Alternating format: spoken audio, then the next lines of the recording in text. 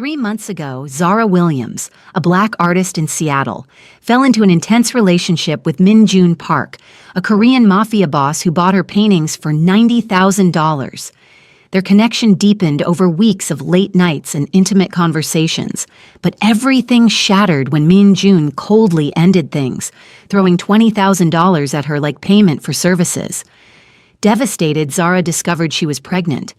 At Min grandfather's funeral, he shocked everyone by dropping to his knees before her, begging to know if the baby was his. The truth emerged. Min father had threatened to kill Zara if he didn't end the relationship. Min had broken her heart to save her life. When word of the pregnancy spread, Min father kidnapped Zara and took her to the family estate in Korea, intending to control both her and the heir she carried. Min orchestrated a dangerous escape, setting fire to the estate and leaking documents that exposed his father's crimes: money laundering, human trafficking, political assassinations.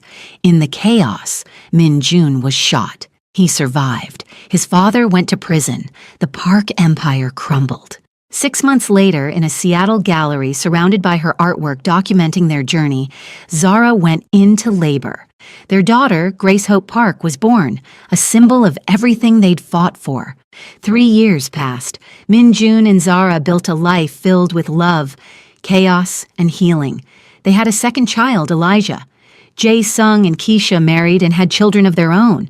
Together, they created a family forged not by blood and power, but by choice and courage. Their story became a documentary helping others escape dangerous situations. But new beginnings often carry shadows from the past, and some debts demand payment in ways no one expects. The call came on a Tuesday morning while I was teaching Grace how to blend watercolors. "Mama, look, I made purple." Grace held up her painting, a swirl of blues and reds that indeed created a muddy purple. At 8 years old, she had my love of art and Min intense focus when creating something. "That's beautiful, baby girl." I kissed the top of her head, her black curls tickling my nose. "Try adding a little white to make it lighter." My phone vibrated across the kitchen table. Unknown number. My stomach clenched with old instincts. Even 5 years after Korea, unknown numbers still triggered my fight-or-flight response. "Hello?" Heavy breathing. Then a voice I'd hoped never to hear again. "Miss Williams, or should I say Mrs. Park, though I notice you never took his name. How very American." My blood turned to ice. "Who is this?" "You don't recognize me. I'm wounded. We spent such quality time together at the estate. Of course, you were more focused on my son than on his poor father."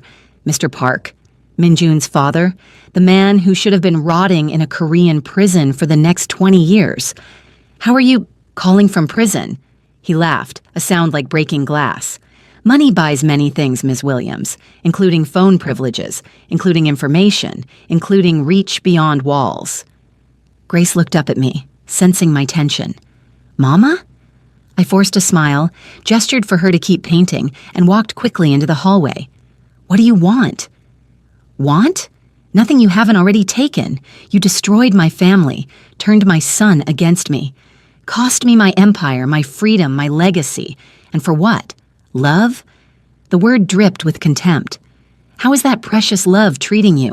Is it worth what's coming?" "Is that a threat?" "It's a promise. You took everything from me. Now I take everything from you. Tell Min his father sends his regards. Tell him debts are coming due. Tell him—" I hung up, hands shaking so badly I nearly dropped the phone. "Mama, you okay?" Grace stood in the doorway, paint on her hands and concern in her eyes. Eyes that were Min exact shade of dark brown. "I'm fine, sweetie. Just a spam call." The lie tasted bitter. "Why don't you go wake up Elijah? Daddy should be home soon and we can all have lunch together." She ran off, ponytail bouncing. The moment she disappeared upstairs, I dialed Min He answered on the first ring. "Hey, beautiful, I'm just leaving the office." "Your father called me." Silence. Then, "What?" "From prison. He called me. Min how is that possible? He's supposed to be, 'I'm coming home right now. Don't go anywhere. Lock all the doors. I'm calling Jae-sung.'" "Min you're scaring me." Good. You should be scared. My father doesn't make idle threats. I'll be there in 10 minutes. He was there in 8. Our kitchen had become a war room. Min Jun paced like a caged animal, phone pressed to his ear, speaking rapid Korean to someone on the other end. Jae-sung sat at the table with his laptop, fingers flying across the keyboard. Keisha had arrived within 20 minutes, immediately taking Grace and Elijah to the playroom upstairs with strict instructions to stay there.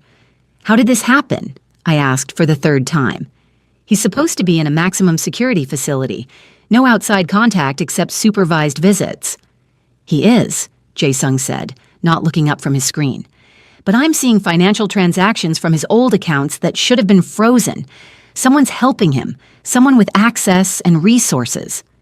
Min Jun ended his call, his jaw tight with rage. My uncle, my father's younger brother, Sung Ho.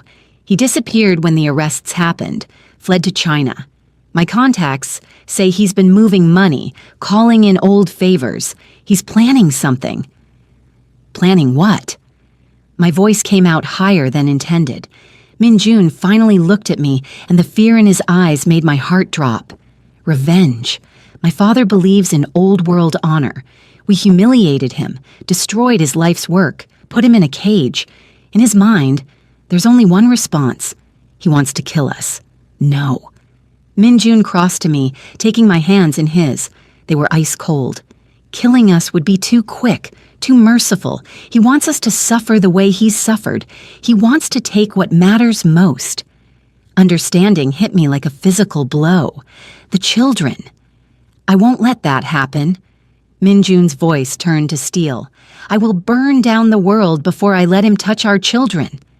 We need to go to the police, Keisha said, emerging from the playroom. FBI, Interpol, whoever handles international criminal threats. We have evidence. Evidence won't stop my father. Min Jun released my hands, returning to his pacing.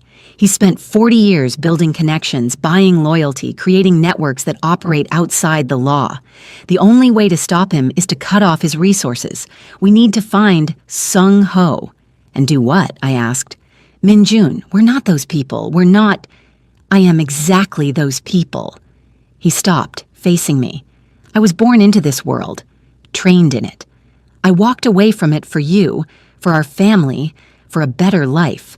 But that doesn't mean I've forgotten how it works. Sometimes the only way to fight monsters is to remember you used to be one. The words hung in the air, heavy with implications. Jae-sung closed his laptop.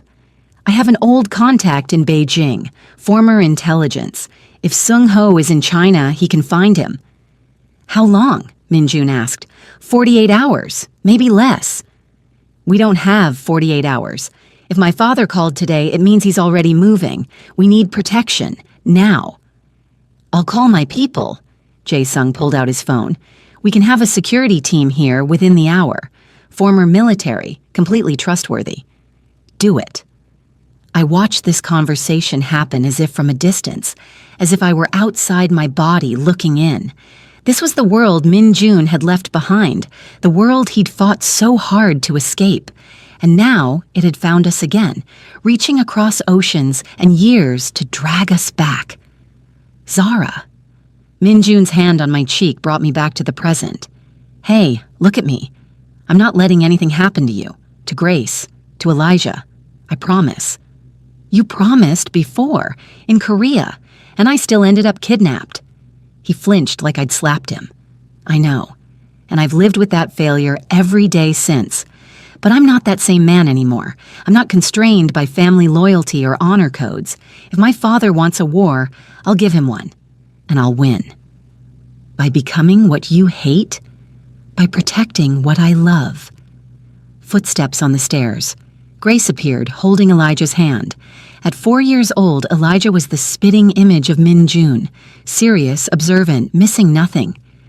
Daddy, why do we have to stay upstairs? Grace asked. Uncle Jae-sung looks upset. Is something wrong? Min Jun knelt down, pulling both children into his arms. Everything's okay, sweetheart. We're just being extra careful about safety. You know how Daddy worries. Like when those reporters came to the house after the documentary, Grace asked. Exactly like that, just some extra precautions. Elijah, who rarely spoke but noticed everything, touched his father's face. You're scared. Minjun's expression cracked for just a moment before he composed it. I'm concerned, but that's my job, to worry so you don't have to. How about this? We're going to have a family adventure. Remember that cabin Aunt Keisha and Uncle Jae Sung have? The one by the lake with the boat? Can we go fishing? Grace's eyes lit up. As much fishing as you want. We'll leave this afternoon. Does that sound fun?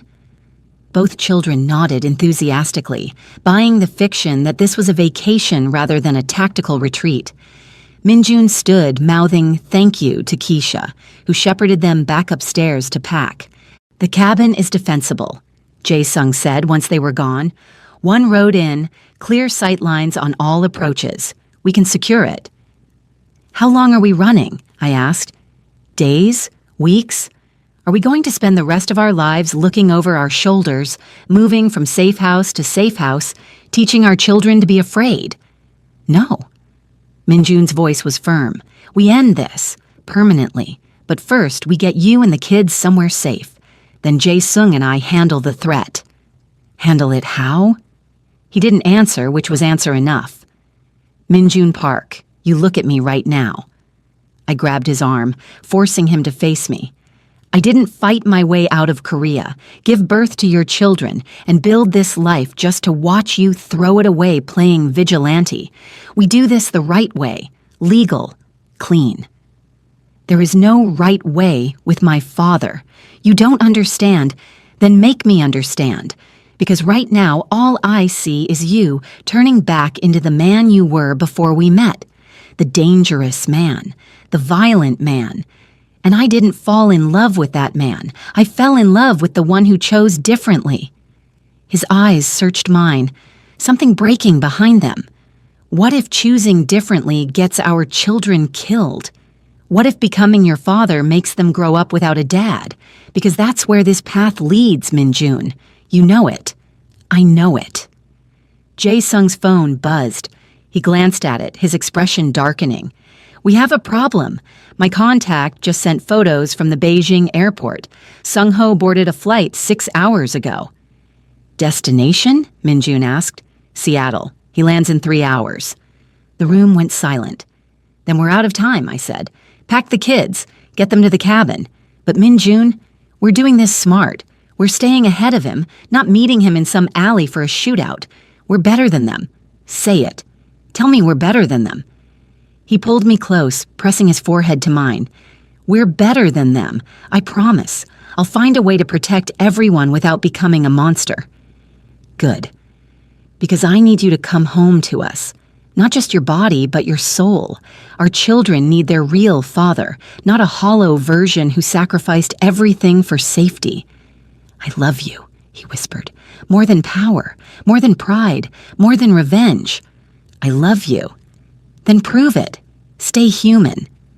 He kissed me, soft, desperate, a promise and a prayer.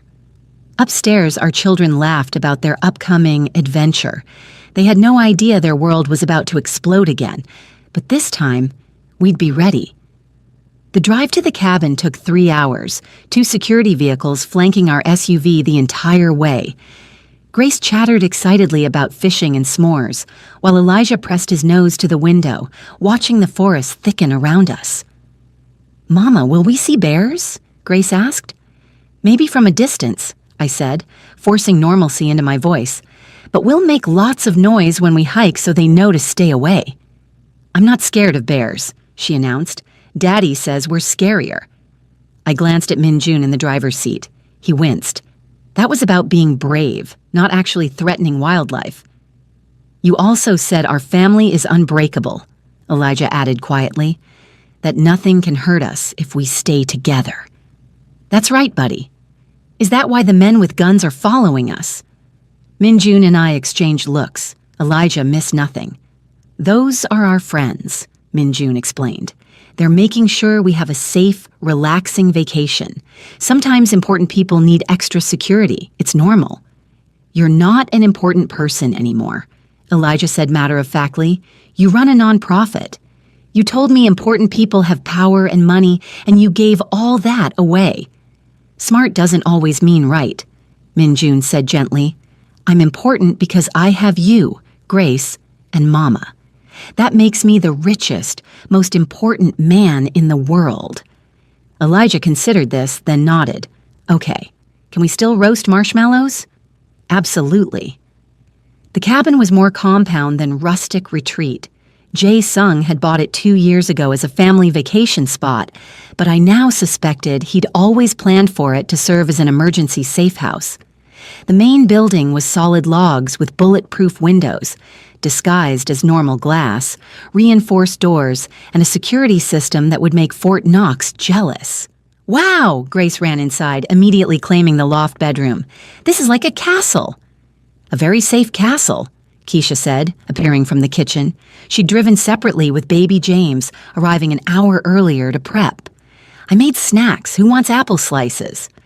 While the kids demolished fruit and crackers, the adults gathered on the back deck. The lake spread before us, mirror still and beautiful. Hard to believe danger was hunting us in a place this peaceful. Security team is setting up a perimeter, Jae Sung reported, keeping his voice low. Motion sensors, cameras, the works. We'll have 4-hour rotating shifts. If anyone approaches within a mile, we'll know. Sung-ho lands in 90 minutes. Minjun checked his watch. He'll need time to gather resources, confirm our location. We have maybe 12 hours before he moves. That's assuming he knows where we are, I said. He knows. My family has tracked me my entire life. They probably have our phones compromised. Then we ditched the phones. Already done. Jae Sung handed us burner phones. Only the 4 of us have these numbers, completely clean. What about my studio? I asked. My exhibition is in 2 weeks. I have pieces that need... Zara, there will be other exhibitions. Minjun took my hand. Right now, staying alive is the priority. No, I pulled away. We're not doing this. We're not letting them take our lives again. I have worked too hard, rebuilt too much, to let your father turn me back into a victim cowering in a cabin. I'm going back to Seattle tomorrow, finishing my work, living my life. That's suicide. That's defiance. And it's the only way we win. Don't you see? If we hide, if we run, if we change everything because of his threats, then he's already won. He's already destroyed what we built. Minjun stared at me like I'd lost my mind. You want to use yourself as bait. I want to refuse to be prey. There's a difference. Zara's right, Keisha said slowly. Think about it. Sung-ho expects us to hide, expects us to be scared. If we act normal, if Zara goes to her studio and Min-jun goes to work, we control the narrative, and we catch him off guard. While putting Zara directly in danger, I'm already in danger. I stood up. We all are. But I'm not teaching our children that the right response to fear is hiding. I'm teaching them that we face threats head-on, together, without losing ourselves. Minjun looked at Jae Sung. This is insane. Strategically sound, actually, Jae Sung said. If we secure Zara's studio, have a team in place, we could draw Sung-ho out, force him to make a move on our terms instead of his. You're all crazy. But Minjun's expression was shifting from protective fear to tactical calculation. If we do this, we do it right. Full security detail, no exceptions. And at the first sign of real danger, we extract immediately. Agreed, I said. And the kids stay here, locked down tight. Absolutely. He pulled me close, burying his face in my hair. I hate this. I hate all of this. I know. But we're not going to let him take our lives again. Not our physical lives, and not the life we've built. We fought too hard. You fought too hard. I just followed you out of the darkness. Then keep following. Trust me. He kissed the top of my head. Always. Inside, Grace's laughter rang out as she played cards with Elijah. Normal, beautiful, innocent, worth protecting at any cost, even if that cost was facing our nightmares head on. The studio felt different, knowing it was bait. Every shadow seemed threatening. Every sound made me jump. I stood before my canvas, a new piece exploring motherhood and fear. But my hands were too shaky to paint. "You're clear," the voice in my earpiece said. Jae Sung monitoring from a van across the street. "No movement on any cameras. Min Jun is 3 minutes out." I'd been back in Seattle for 6 hours, gone to the grocery store, stopped at the coffee shop, acted completely normal. All while 4 security personnel shadowed my every move and Min Jun tracked me obsessively via GPS. "This is ridiculous," I muttered. "I can't work like this." "You wanted normal," Min Jun's voice came through the earpiece. "This is as normal as we get until Sung-ho makes his move. Maybe he won't. Maybe this is all paranoia." "Movement," Jae-sung cut in sharply. "Black sedan, 2 cars back from Min Jun, same one that's been circling the block for 30 minutes, running plates now." My heart hammered. "Is it him?" "Unknown. Windows are tinted. Min Jun, be aware." "I see it." Min Jun's voice stayed calm, but I heard the tension underneath. I'm pulling into the studio parking lot. Car is continuing past, getting a visual. 2 occupants. Driver is male, Asian, approximately. Shit. "What? Min Jun, what?" "It's Sung-ho, and he's not trying to hide. He's smiling at me." "All teams converge," Jae-sung ordered. "Do not engage. We need him to make the first move for legal standing." "Legal standing," Min Jun snapped. "He's right there. And we have to do this clean, remember? For the kids. For Zara. Stay cool." I ran to the studio window. Sure enough, Min Jun stood in the parking lot, hands at his sides, staring at a black sedan stopped at the curb. A man in the passenger seat, I couldn't see his face clearly, made an exaggerated wave. Then the car drove off. "They're leaving," Jae-sung reported. "Tracking via satellite. They're heading toward the docks, industrial area." Min Jun entered the studio 30 seconds later, his face a mask of barely controlled rage. "He's playing with us. That was a message." "What kind of message?"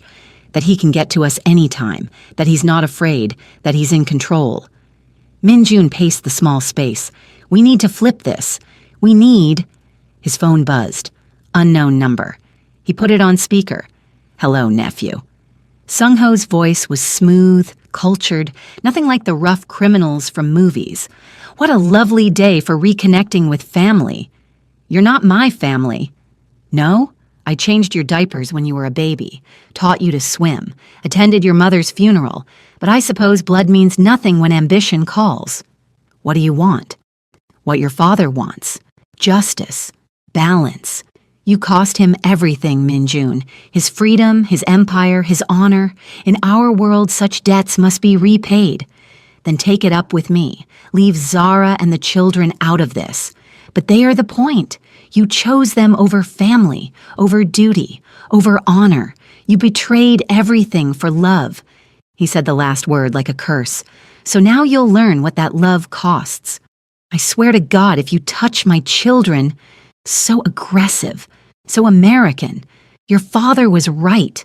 That black woman poisoned you against your heritage." I saw Min Jun's jaw clench at the casual racism. "But don't worry. We don't want to harm the children. We want to educate them, raise them properly in Korea where they belong." My blood ran cold. "You want to take them?"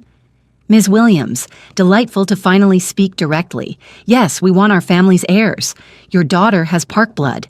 Your son carries our legacy. They deserve better than your urban influence." "You racist piece of—" "Name-calling solves nothing. Here are terms. Surrender the children voluntarily. Min Jun returns to Korea to serve his father's remaining sentence. You, Ms. Williams, receive $10 million and disappear. Everyone lives. Everyone benefits." "Go to hell," Min Jun and I said simultaneously. Sung-ho sighed. So predictable. "Very well. We'll do this the difficult way. You have 24 hours to reconsider. After that, we take what's ours. And Ms. Williams, that beautiful cabin by the lake, the one where you left Grace and Elijah, such a remote location. Anything could happen out there. Fires, for instance. Very difficult for help to arrive in time." The line went dead. He knows where they are. I was already running for the door. Oh God, he knows where the kids are. "I'm calling the team at the cabin." Jae-sung's voice was urgent in the earpiece. "Stand by." Static. "Jae-sung? Jae-sung!" Nothing but dead air. Min Jun grabbed my arm. "We go, now, fast." We ran for his car, security team converging from all directions. The drive to the cabin would take 3 hours. 3 hours that our children were alone with only Keisha and a security team against God knew how many of Sung-ho's people. "Drive faster," I begged as Min-jun pushed the SUV to 90 on the highway. "I am. We'll get there. They'll be okay. The cabin is defensible. Keisha is armed. The team is professional."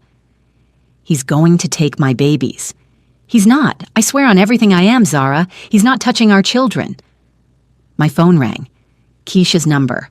I answered with shaking hands. "Keisha, are you—" "Zara." Her voice was terrified. "There are men. Outside the cabin. Lots of them. The security team is holding them off, but—" Gunfire cracked in the background. "Oh God, they're shooting! Where are Grace and Elijah?" "Hidden, in the safe room Jae-sung installed. But I don't know how long. Zara, I'm scared. There are so many of them." "We're coming. Hold on, we're—" An explosion. The line went dead. "Keisha!" I was screaming. "Keisha, answer me!" Min-jun's phone rang. This time, Sung-ho's voice was cheerful. "Hear that? That was the front door. Professional-grade explosives. We came prepared. Now, as we discussed, you have a choice. Turn around, come to the docks. Warehouse 47, bring Zara. We'll trade. You two for the children and Miss Thompson. Everyone walks away." "You're lying." "Perhaps. But can you afford to gamble? The cabin is burning, Min-jun. Our people are inside, and those beautiful children of yours, they're crying for their parents." In the background, I heard it. Grace's scream. "Daddy! Daddy, help!" Something inside me shattered. "We're coming," Min-jun said, his voice dead. "Don't hurt them. Please, I'll give you whatever you want." "I know you will. You have 30 minutes. Come alone or they die." Warehouse 47 loomed against the night sky like a tombstone. Min-jun parked the SUV a block away, killing the lights. Behind us, 3 more vehicles materialized from the darkness. Jae-sung, who'd somehow made contact and rendezvoused with us, and what remained of our security team. "This is a trap," Jae-sung said. "We go in there, we don't come out. We don't have a choice." I was strapping on a bulletproof vest that felt too heavy and too light at the same time. "Our children are in there. We hope our children are in there. This could be—" I heard Grace's voice. I heard her. Min-jun touched my face. "We're getting them back. But Jae-sung is right. We need a plan beyond walking into an ambush." "The warehouse has 3 entrances." Jae-sung pulled up blueprints on his tablet. "Main doors here. Loading dock on the east side, rooftop access. We split up, create confusion." "Sung-ho wants me and Zara," Min-jun said. "We go in the front, visible, while everyone else infiltrates from other positions." "That's using yourselves as bait. That's giving our family a chance. Do it." 5 minutes later, Min-jun and I approached the main doors. They swung open before we touched them, revealing a cavernous space lit by harsh overhead lights. Shipping containers were stacked in the corners. In the center of the empty floor stood Sung-ho, flanked by at least 20 armed men. And kneeling before him, hands bound, were Keisha, Grace, and Elijah. "Mama!" Grace tried to run, but one of the men grabbed her roughly. She cried out, "Let her go!" I started forward, but Min-jun caught my arm. "We're here," he called to Sung-ho. "Let them go. You have what you wanted." "Do I?" Sung-ho walked slowly forward, hands clasped behind his back like a professor giving a lecture. "You've become weak, nephew. Sentimental. Look at you. Trading your life for children who will forget you within a year when we raise them properly. They're 8 and 4. They'll remember everything." "Will they?" Children are resilient, adaptable. With the right education, the right influences, they'll understand we saved them from a life of mediocrity, from a father who betrayed his heritage, and a mother who— He looked at me with undisguised contempt, who contributed nothing but genetic pollution. "Don't talk about my mom," Grace shouted, struggling against her captor. "She's the best artist in the world." "Spirit. Good. You'll need that in Korea." Sung-ho snapped his fingers. Two men grabbed Min Jun, wrenching his arms behind him. When he struggled, they hit him hard in the kidney. He gasped, dropping to his knees. "Stop!" I tried to reach him, but more hands seized me. "We came peacefully. You said—" I said everyone could walk away. I never specified in what condition. He nodded to one of his men who raised a gun to Keisha's head. "No!" Jae-sung's voice roared from the loading dock entrance. He and the security team burst in, weapons raised. "Let them go, now!" Sung-ho smiled. "And here's the rest of the party. Predictable. Did you really think I wouldn't anticipate?" Gunfire erupted from the shipping containers. Hidden shooters. Jae-sung's team scattered, returning fire. Chaos exploded, bullets sparking off metal, people shouting, Grace and Elijah screaming. Min Jun used the distraction to wrench free, slamming his elbow into one captor's face. He spun toward our children, but Sung-ho was faster. He grabbed Grace, pressing a gun to her head. "Everyone stop!" The warehouse froze. My 8-year-old daughter stood in the arms of a man who wanted to erase her mother from her life, cold metal pressed to her temple. Grace's eyes found mine, wide, terrified, pleading. "Mama," she whispered. "It's okay, baby. It's okay." "No, it's not okay." Sung-ho cocked the gun. "Here's what happens now. Jae-sung, you and your people drop your weapons and walk away, or I paint the walls with your goddaughter's brain matter. 3 seconds, 3, 2... Wait!" Min Jun held up his hands. "Wait, please, I'll do anything, whatever you want." "Anything." Sung-ho's smile widened. "Then shoot her." He tossed a gun to Min Jun. It skittered across the concrete floor, stopping at his feet. "Shoot the black woman who destroyed our family. Put a bullet in her heart right here, right now, and I let the children go. Prove your loyalty to your blood over your hormones." The warehouse held its breath. Min Jun picked up the gun with shaking hands. He looked at me, and I saw everything in his eyes. Love, anguish, calculation, and a question. "Do you trust me?" I nodded almost imperceptibly. "I'm sorry," Min Jun whispered, raising the gun. "Zara, I'm so sorry." "I know," I said. "I love you." He fired. The bullet hit me in the chest, an explosion of pain that drove me backward. I hit the ground hard, gasping. Red bloomed across my white shirt. The world tilted. Through dimming vision, I saw Min Jun's face, saw him mouth something. Then darkness. 4 days earlier. "You want me to shoot you?" I stared at Min Jun like he'd completely lost his mind. We were in Jae-sung's secure office, blueprints and surveillance photos covering every surface. "That's your plan?" "With a specially modified bullet.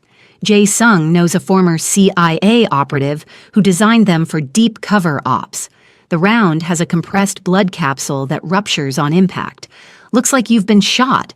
Feels like a hard punch, but no penetration. The vest will have a receiver pad." "Still going to hurt like hell," Jae-sung added, "and you'll have to sell it.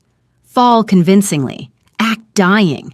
If Sung-ho suspects it's fake for even a second, he'll shoot you again with a real bullet."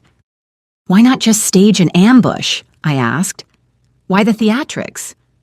"Because Sung-ho needs to believe he's won," Min Jun explained. "He needs to see me break. Choose family over you. The moment he thinks he's successfully broken me, the moment he believes I've become my father's son again, his guard drops. That's when we take him. This is insane. This is psychological warfare. Everything Sung-ho does is about dominance, about proving that traditional values, family honor, blood loyalty, these things matter more than love. If I kill you to save the children, I'm validating his worldview. And in that moment of validation, he'll be vulnerable. Keisha shook her head. Too many variables. What if Grace sees Zara get shot and breaks character?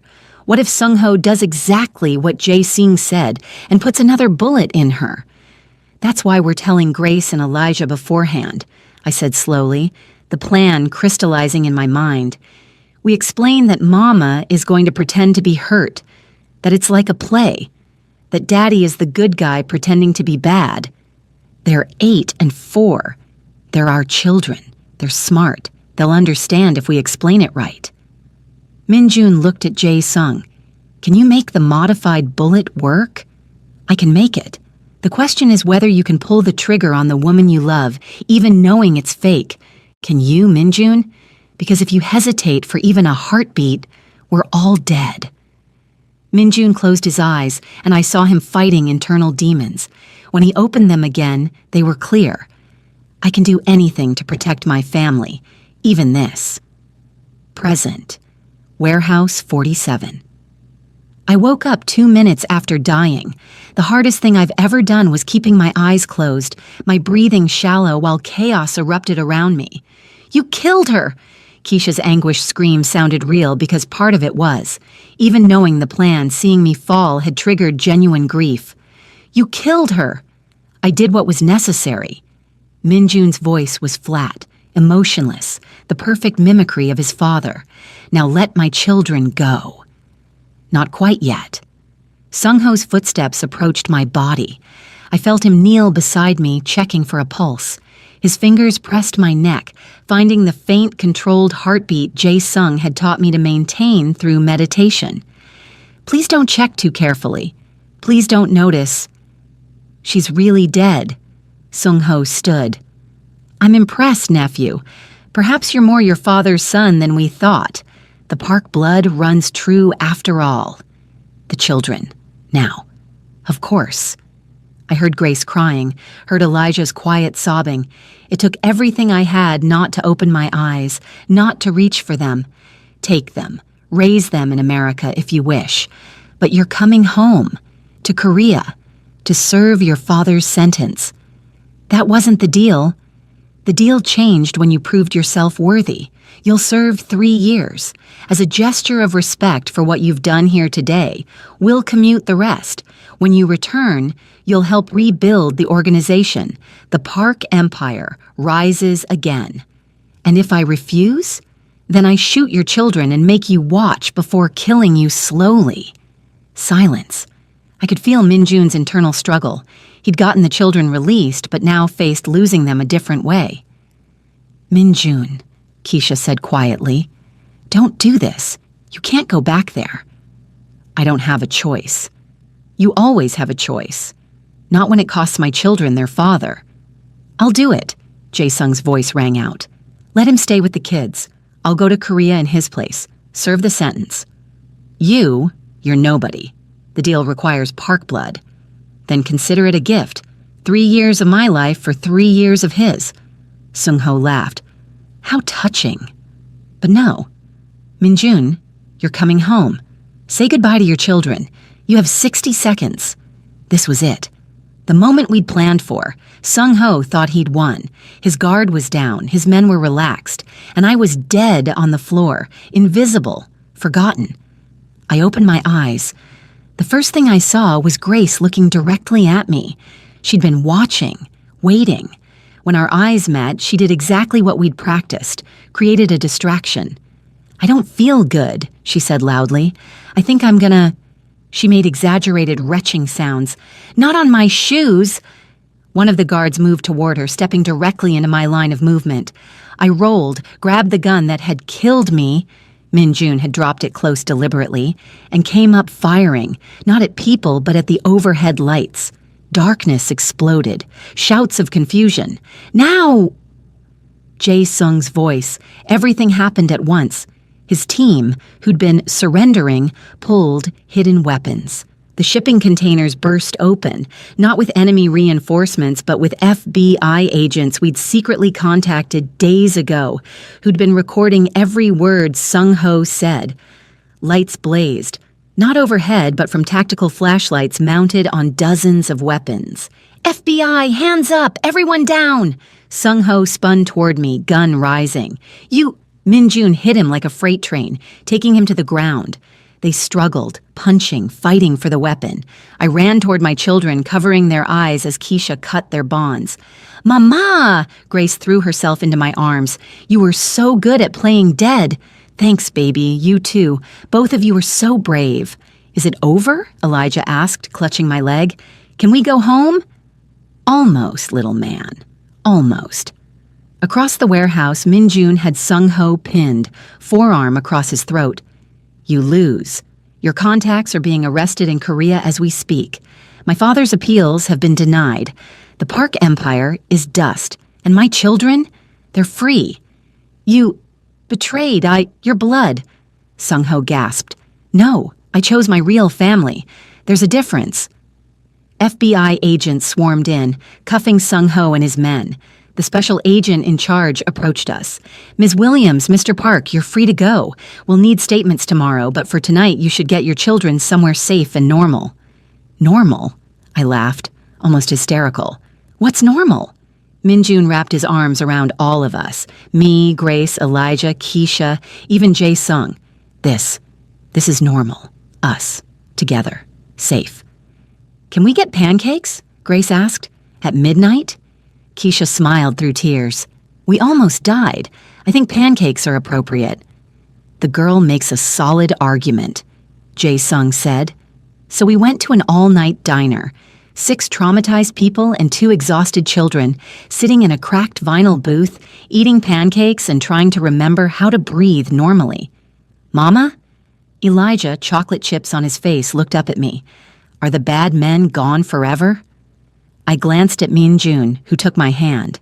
Yes, buddy, forever. Good, because I don't want to do any more adventures for a while. I just want to stay home and be boring. Boring sounds perfect, Min-jun said, kissing his son's head, and for the first time in weeks, I believed it might actually be true. 6 months later, the gallery opening was smaller this time, more intimate, just family and close friends, celebrating not art for art's sake, but art as healing. My new collection, Rising from Ashes, covered the walls. Every piece documented our second nightmare and second survival. The fear, the planning, the warehouse, the resolution. But unlike my previous work, these paintings weren't dark. They were explosions of color, of light breaking through darkness, of hope refusing to die. This one's my favorite, Grace said, pointing to a large canvas showing a family of 4 standing against flames, holding hands. That's us, right? Being brave together? That's exactly us. I knelt beside her. What do you think it means? That fire can't burn love, and that families are strongest when they're together. When did you get so wise? Daddy says I got it from you, and the stubbornness from him. Min-jun approached, carrying Elijah on his shoulders. Who's stubborn? You are, both children chorused. Guilty as charged. He set Elijah down and pulled me close. Have I told you today that you're extraordinary? Not in the last 3 hours. Unacceptable. You're extraordinary, talented, fierce, beautiful, the love of my life. Better? Much. Across the gallery, Keisha and Jae-sung slow danced to music that wasn't playing, lost in each other. They'd gotten engaged 2 months ago, a quiet proposal on the cabin's reconstructed deck, under stars that had witnessed so much chaos and now reflected only peace. Do you ever wonder what would have happened if we'd never met? I asked Min-jun. If you'd never walked into that first gallery? Every day, and every day I'm grateful I can't live in that universe. This one, the one with you, with our babies, with this impossible, beautiful, chaotic life. This is the only one I want. Even with the death threats, the kidnapping, the fake shooting, especially with all that, it made us who we are. It proved we can survive anything. I'd rather not test that theory again. Agreed. From now on, our biggest drama is Grace's gymnastics competitions and Elijah's refusal to eat vegetables. He gets that from you. I eat vegetables. Under protest. Well, yes, but Mama, Daddy, the cake is here. Grace bounced excitedly as staff wheeled in a massive sheet cake decorated with images from my paintings. That's the most narcissistic cake I've ever seen, I laughed. That's the most beautiful cake I've ever seen, Min-jun countered. Almost as beautiful as the artist who made the paintings that inspired it. Smooth. I have my moments. We gathered around, our chosen family, our real family, the people who'd fought beside us and refused to let us fall. Keisha gave a toast about strength and sisterhood. Jae-sung spoke about honor meaning different things than he'd been taught. The children just wanted cake. And me? I looked around at the art on the walls, the people in the room, the life we'd built twice from ashes, and felt something I hadn't felt in years. Peace. Real, deep, unshakable peace. "What are you thinking?" Minjun whispered, his arm around my waist. "That we did it. We actually did it." "Did what?" "Found our happy ending. Despite everything trying to destroy it, we built something that can't be burned down. A family, a love, a life that's ours." He kissed my temple. "Not an ending, a beginning. We get to keep beginning, over and over, every single day." "Then let's begin tomorrow by sleeping late and doing absolutely nothing dangerous." "Best plan I've heard all year." Grace tugged my hand. "Mama, when can we cut the cake? I'm starving. Right now, baby girl, right now." And as I cut that ridiculous, beautiful cake, surrounded by laughter and love and safety, I realized something profound. Sometimes the greatest act of defiance against darkness isn't fighting it. It's building a life so full of light that darkness can't find a foothold. We'd fought our wars, survived our nightmares, stared down our demons. Now we got to live. And that simple, ordinary, extraordinary act of living fully and loving fiercely was the greatest victory of all. The end.